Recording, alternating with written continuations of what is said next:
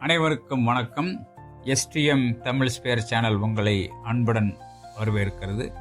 தினம் ஒரு திருக்குறள் பகுதியில் இன்று நாம் காணப்போவது அதிகாரம் 68 வினை செயல் வகை, குறள் எண் 672. குறட்பா: தூங்குக தூங்கிச் செயற்பால, தூங்கற்க தூங்காது செய்யும் வினை. மு. வரதராசனார் உரை. காலந்தாழ்த்தி செய்யத்தக்கவற்றை காலந்தாழ்த்தியே செய்ய வேண்டும். காலந்தாழ்த்தாமல் விரைந்து செய்ய வேண்டிய செயல்களை செய்ய காலந்தாழ்த்தக்கூடாது. எனது கருத்து: இந்த குறள் வினை செயல் வகையின் 2 நிலைகளை எடுத்துரைக்கிறது. தள்ளி போட்டு செய்ய வேண்டிய செயல்களை தள்ளி போட்டு செய்தல், காலம் தாழ்த்தக்கூடாது என செய்ய வேண்டிய செயல்களை உடனடியாக செய்தல்.